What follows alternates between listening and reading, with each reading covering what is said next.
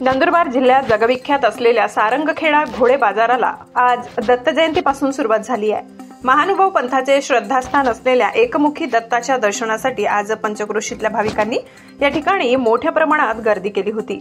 या ठिकाणी भरणारा घोडे बाजार हा आकर्षणाचे केंद्रबिंदू असतो।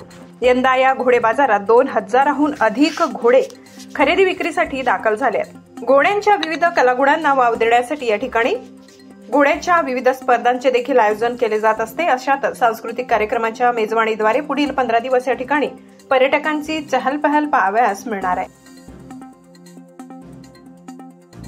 आणि काय हे सगळं यासमात सुस्वागतम चेतक फेस्टिवल खरं म्हणजे यावर्षी आता आजपासून सुरुवात होते आहे आणि यावर्षी दरवर्षीप्रमाणे आम्ही अश्वांच्या वेगवेगळ्या स्पर्धा इथं घेत आहोत।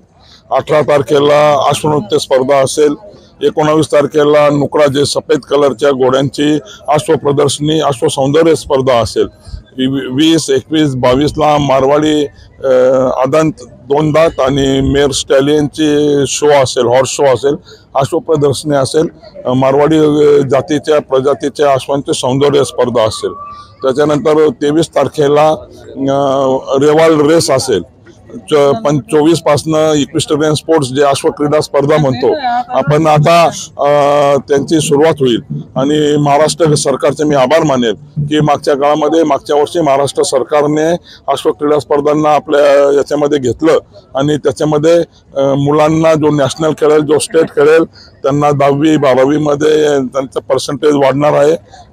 सैन्य दलामध्ये मी खरं म्हणजे माझ्या तरुण मित्रांना विनंती करेल, आवाहन करेल की अश्व क्रीडा स्पर्धांमध्ये सैन्य दलासाठी जो स्टेट आणि नॅशनल खेळतो त्यांच्यासाठी 5% जागा राखीव असतात, म्हणून आपण त्याच्याकडे खरं म्हणजे तरुणांनी विशेष लक्ष दिलं पाहिजे। आम्ही याच्यासाठी या सर्व स्पर्धांचं आयोजन करतो, कारण याच्यातनं मागच्या वर्षी सारंगखेड्याच्या चेतक इक्वाइन प्रीमियर लीग मध्ये ज्या स्पर्धकांनी भाग घेतला त्याच्यातनं एका स्पर्धक एशियापर्यंत गेला आणि एशियामध्ये एशियन गेम्स मध्ये त्यांनी मेडल मिळवला।